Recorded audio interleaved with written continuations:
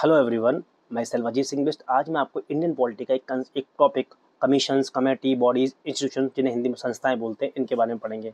आपने सुना भी होगा यूपीएससी, इलेक्शन कमीशन, ठीक है, फाइनेंस कमीशन, वित्त आयोग, चुनाव आयोग, संघ लोक सेवा आयोग, इनके बारे में। देखिए, अगर हम कमीशन की बात करें तो कमीशन दो तरह के होते हैं हमारे संविधान के अंदर, एक कॉन्स्टिट्यूशनल और एक एक्स्ट्रा कॉन्स्टिट्यूशनल। कॉन्स्टिट्यूशनल की बात करूँ, वो संस्थाएं जिनका जिक्र संविधान में हुआ है उन्हें बोला जाता है कॉन्स्टिट्यूशनल, मतलब संवैधानिक, डिस्क्राइब इन कॉन्स्टिट्यूशन। इसके अंदर कौन कौन से आते हैं? फाइनेंस कमीशन, इलेक्शन कमीशन, और एसपीएससी मतलब state public service commission, UPSC union public service commission, SC commission, ST commission, OBC commission. ये सब कैसी संस्थाएं हैं? ये सब संवैधानिक संस्थाएं हैं, ठीक है। और फिर होती है एक्स्ट्रा कॉन्स्टिट्यूशनल, जो संविधान में जिनका जिक्र नहीं हुआ है, जो संविधान से बाहर की, नॉट डिस्क्राइब इन कॉन्स्टिट्यूशन, जिनका जिक्र संविधान में नहीं हुआ है।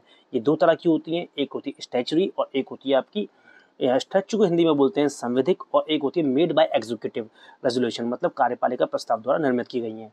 अब स्टैच्यू की अगर मैं बात करूं तो स्टैच्यू की बात करूं तो ये मेड बाय पार्लियामेंट, संसद के कानून द्वारा बनाई जाती हैं। संसद के कानून का मतलब संसद इनके लिए एक्ट बनाता है, उसके द्वारा इनका निर्माण किया जाता है। जैसे सीआईसी, सीवीसी और सीबीआई, ये किसी न किसी एक्ट के द्वारा बनाई गई हैं। इनके बारे में हम आगे पढ़ेंगे।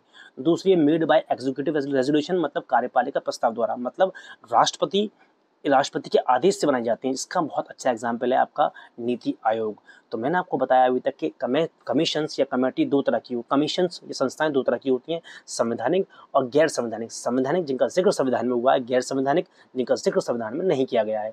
जिनका जिक्र संविधान में नहीं किया गया वो दो तरह की, एक संवैधिक हम उनको बोलते हैं जो संसद के कानून द्वारा बनाई जाती हैं। इसका एग्जाम्पल मैंने आपको बताया सीबीआई, सीवीसी, सीआईसी। और made by executive resolution, made by executive resolution मतलब कार्यपालिका प्रस्ताव द्वारा बनाई गई हैं।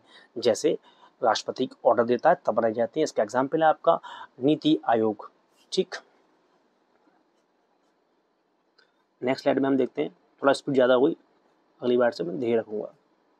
नेक्स्ट, अब हम पढ़ते हैं इलेक्शन कमीशन के बारे में, चुनाव आयोग के बारे में। इलेक्शन कमीशन होता क्या है? इलेक्शन कमीशन कराता है देश के अंदर चुनाव, राष्ट्रपति, लोकसभा के चुनाव, विधानसभा के चुनाव, ठीक है ना। इनके बारे में हम आगे पढ़ेंगे। अभी आप इतना जानिए चुनाव आयोग का काम क्या है, इलेक्शन करवाना।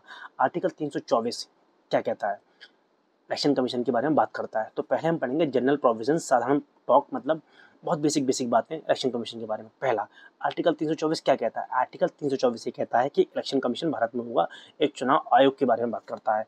और फिर क्या है, फिर दूसरा पॉइंट इसमें, ये कॉन्स्टिट्यूशनल बॉडी है। जैसे मैंने आपको बताया, इसका जिक्र संविधान के अंदर हुआ है, आर्टिकल 324 के अंदर हुआ है। तो ये कैसी संस्था है? ये संवैधानिक संस्था है।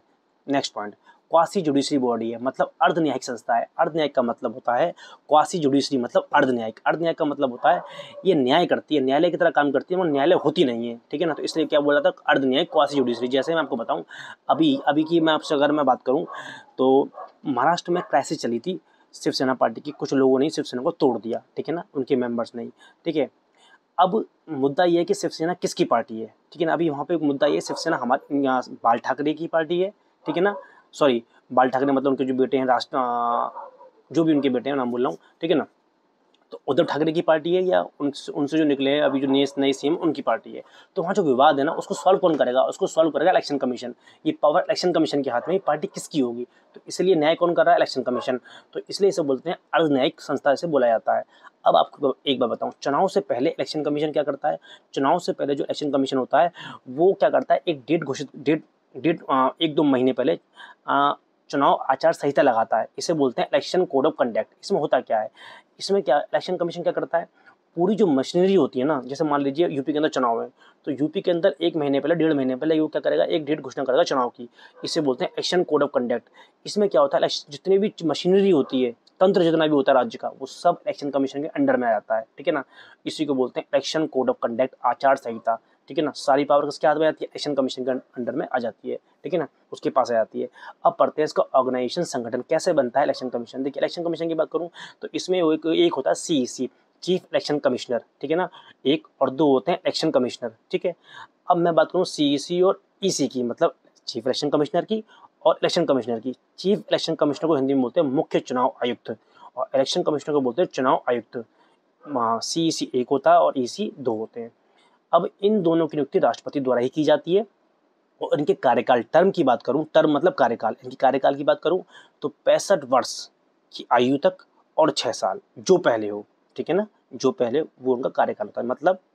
मतलब अगर कोई व्यक्ति अगर 60 साल में बना है, 60 साल में बना है तो 5 साल तक ये कार्य कर पाएगा, ठीक है ना।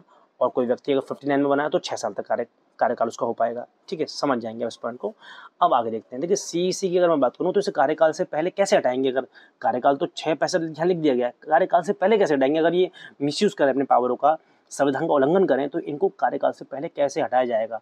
तो इसका आंसर है कार्यकाल से पहले इन्हें हटाया जा सकता है सीईसी को, जैसे सुप्रीम कोर्ट के जज को हटाया जाता है। मेरा कहने का मतलब ये है कि चुनाव आयोग के मुख्य चुनाव आयुक्त को कार्यकाल से पहले हटाया जा सकता है, मगर जैसे सुप्रीम कोर्ट के जज को हटाते हैं वैसे ही इसका पूरा सिस्टम प्रोसेस है, ठीक है ना।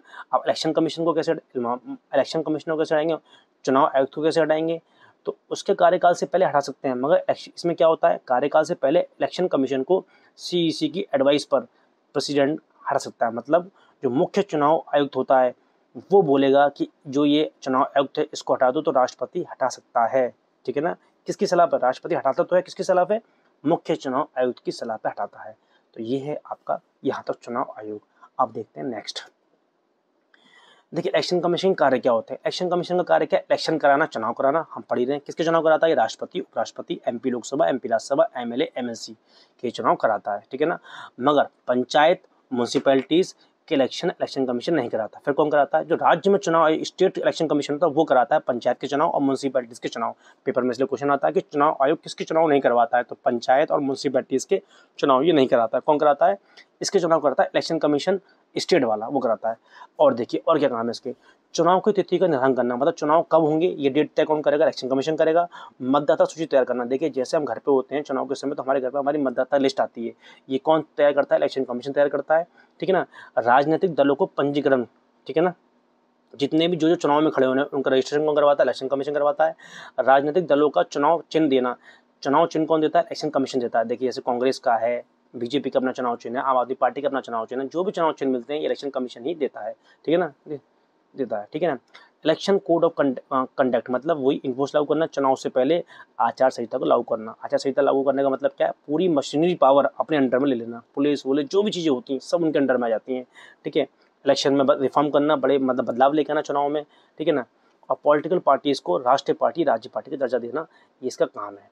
तो यहीं तक था हमारा इलेक्शन कमीशन, ठीक है। कल पढ़ेंगे यूपीएससी। तो ये कैसी क्लास लगी आपको, आगे क्लास बनानी है नहीं बनानी आप मुझे बताइएगा, मैं आगे क्लास और बनाऊंगा। Thank you.